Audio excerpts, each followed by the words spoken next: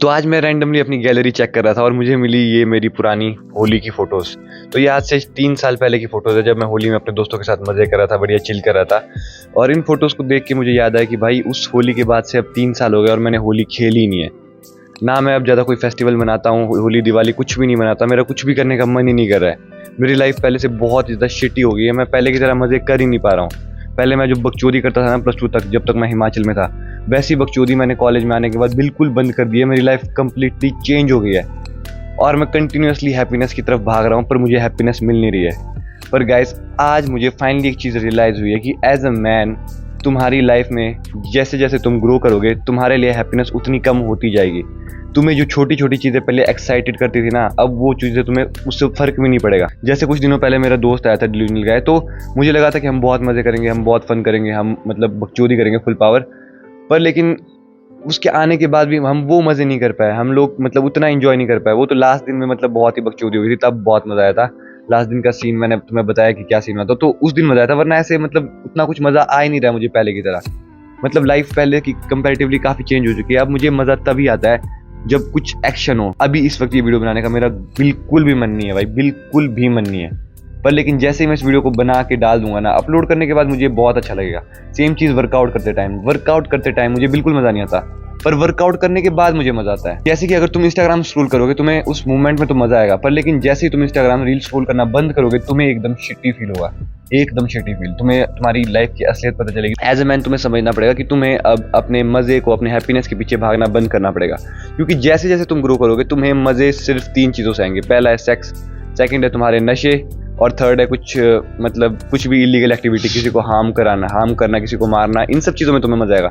और लोगों को दुख देना और लोगों को परेशान करना, इन सब चीज़ों में मज़ा आता है। तुम्हें एक ह्यूमन नेचर बताता हूँ। जैसे तुमने कई बार एक चीज़ नोटिस की होगी कि मान लो अगर कई बारी एक एक्सीडेंट हो गया, ठीक है, और एक्सीडेंट होने के बाद तुम्हें पता चलता है कि वहाँ पे कोई नहीं मरा है, ठीक है, एक्सीडेंट में सब सेफ है, तो तुम सोचते हो ओ चलो अच्छा है, चलो सब सेफ है, ये है वो है।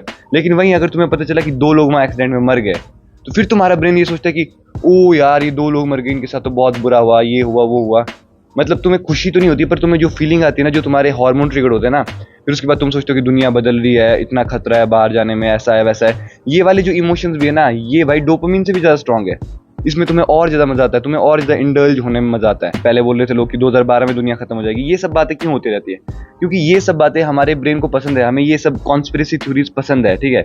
इसी वजह से मतलब आज रिलीजन और ये जो कल्चर के कॉन्सेप्ट भी इसी वजह से टिके हुए हैं, क्योंकि हमारे ब्रेन को फेकनेस चाहिए, हमारे ब्रेन को रियलिटी में नहीं जीना है, हमारे ब्रेन को डिल्यूजन में रहना है। हमारा ब्रेन कॉन्स्टेंटली रियलिटी से एस्केप करने की कोशिश करता रहता है, रियलिटी से भागने की कोशिश करता रहता है।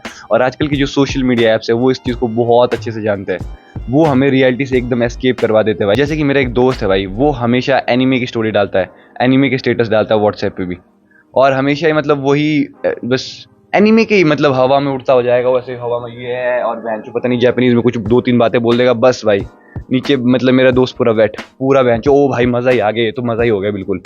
तो अब तुम कुछ सोचो कि उसकी लाइफ क्या है। अगर वो वीडियो देख रहा है तो भाई सॉरी भाई, पर वो भाई ओवरवेट बंदा है, ठीक है। उसकी हाइट कुछ 5'6", 5'7" होगी, पर उसका वेट है 80-90 kg, और वो डालता है एनीमे के स्टेटस। प्लस वो करता है जंक फूड बहुत ज़्यादा खाता है, बिंज वॉचिंग करता है, शुगरी आइटम बहुत ज़्यादा खाता है। मतलब जैसे हम कॉलेज जा रहे होते थे तो सुबह उसे भाई चाय चाहिए ही होती थी। क्लास में जाने से पहले वो चाय पी के ही जाता था, वरना बोलता था कि मुझे मज़ा ही नहीं आता, मैं क्लास जा ही नहीं सकता बिना चाय के, ठीक है। तो ये भी एक तरीके से सिगरेट का एडिक्शन ही हो गया भाई, तू बिना चाय के क्लास भी नहीं लगा पा रहा है, तो वही बकचोदी हो गई। मतलब कभी पॉर्न देख लिया, कुछ भी कर लिया, मतलब जो भी रियलिटी से एस्केप कराने वाली चीज़ है ना, वो करने के बाद मुझे बाद में बहुत ज़्यादा दुख होता है। उस इंस्टेंट मोमेंट में तो मुझे मज़ा आता है, बहुत प्लेजर आता है, पर लेकिन थोड़ी देर बाद मुझे बहुत ही ज़्यादा दुख होता है। फिर मुझे हिट होती है मेरी रियलिटी भाई। फिर मुझे जैसे मैं उस फेक रियलिटी से बाहर निकलता हूँ ना, तब मुझे पता चलता है कि मेरी लाइफ कितनी शिटी है, मैं कितना बकचोद हूँ अपनी ज़िंदगी में। हर वो इंस्टेंट हैप्पीनेस, इंस्टेंट ग्रेटिफिकेशन जो तुम्हें वो मज़ा दे रही है ना, उससे तुम्हें दूर जाना पड़ेगा और तुम्हें समझना पड़ेगा कि तुम्हें डिलेड ग्रेटिफिकेशन की तरफ जाना है। तुम्हें वो चीज़ें करनी है जो कि तुम्हें उस मोमेंट में मज़ा ना दे, पर उसके बाद मज़ा दे। जैसे मैं तुम्हें एक एग्जांपल देता हूँ। मैं गया था एक बार नीलकंठ महादेव के ट्रिप पे। ये एक स्पीति वैली में एक बहुत ही मतलब खतरनाक ट्रिप है। वहाँ का रास्ता बहुत ज़्यादा खतरनाक होता है, और वहाँ पे बीच में तो ऐसी जगह है कि तुम मतलब एक तरफ से चलोगे, ऊपर से पत्थर गिरने का डर है और नीचे से पूरी खाई है, ठीक है। इतनी खतरनाक ट्रिप पे गया था मैं, मतलब 17 साल की एज में। वो मेरी लाइफ का सबसे वर्स्ट एक्सपीरियंस में से एक था भाई। वो दिन मैंने कैसे निकाला भाई मुझे भी नहीं पता भाई। उस दिन मैंने कम से कम 100 किलोमीटर पैदल चलाऊंगा मैं एक दिन में, 100 किलोमीटर पैदल, ठीक है। हम लोग कंटिन्यूअसली 10-12 घंटे तक हम पैदल चल रहे थे। सुबह के 5 बजे हमने चलना स्टार्ट किया था, 2 बजे तक हम पैदल चले, फिर 2 से 3 बजे तक हम वहाँ थोड़ी देर गए, हमने पूजा पाठ की और 3 बजे के बाद फिर हम वापस आ गए और रात के 10-11 बजे तक हम पैदल चले। और मतलब पता नहीं 100 किलोमीटर तो शायद मैंने ज़्यादा बोले, पर बहुत चले थे भाई। तुम खुद सोच लो, मतलब कंटिन्यूअसली 5 बजे से लेकर 2 बजे तक, उसके बाद 3 बजे से लेकर रात के 10-11 बजे तक। इतना खतरनाक ट्रैक था, ठीक है। और वो मेरी सबसे वर्स्ट एक्सपीरियंसेस में से एक था उस टाइम पे। मैं सोच रहा था भाई बस यहाँ से बच जाऊँ, कैसे कुछ ना कुछ करके निकल जाऊँ। पर भाई आज मुझे उस ट्रैक की बहुत याद आती है, आज मुझे बहुत मज़ा आता है। मैं सोचता हूँ कि भाई क्या तो दिन था वो, असली लिवलीहुड वाला मोमेंट था। तुम्हारी ज़िंदगी में जो भी ऐसे दिन होते हैं ना, जब तुम वर्स्ट दिन होते, तुम्हारी बहुत बकचोदी हो रही होती है, वही दिन तुम्हें याद है। बहुत सारे लोग बोलते हैं कि जब तुम मरते हो तो उससे पहले तुम्हारी पूरी लाइफ रिवाइंड होती है।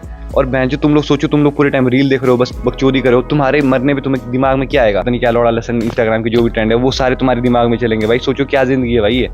इसलिए भाई रियलिटी से एस्केप करना बंद कर दो, वरना तुम्हारी लाइफ फक हो जाएगी भाई, पूरी खत्म हो जाएगी। जितना हो सके प्रेजेंट मोमेंट में रहो और जितना हो सके वो चीज़ें करो जो कि तुम्हें इंस्टेंटली मज़ा नहीं दे, पर बाद में वो तुम्हारे लिए बेनिफिशियल रहे। इसलिए एज मैन गाइस, अब तुम्हें होना होगा मैच्योर, तुम्हें एक मर्द बनना पड़ेगा। इसलिए अपने जो भी इंस्टेंट ग्रेटिफिकेशन की आदत है ना, उसे छोड़ दो और अपने ऊपर काम करना स्टार्ट करो। वो चीज़ें करो जो तुम्हारे फ्यूचर को बेटर बनाए। तो इससे तुम्हारी लाइफ बेटर होगी, तुम्हें पता चलेगा कि तुम अच्छा कर रहे हो, तुम्हें डिप्रेशन भी नहीं होगा, तुम्हें एंजाइटी भी नहीं होगी और तुम्हारी लाइफ बेटर जरूर होगी। बस गाइस ये था आज की वीडियो के लिए। आई होप ये वीडियो तुम्हारे लिए हेल्पफुल रही होगी। See you in the next video guys, bye.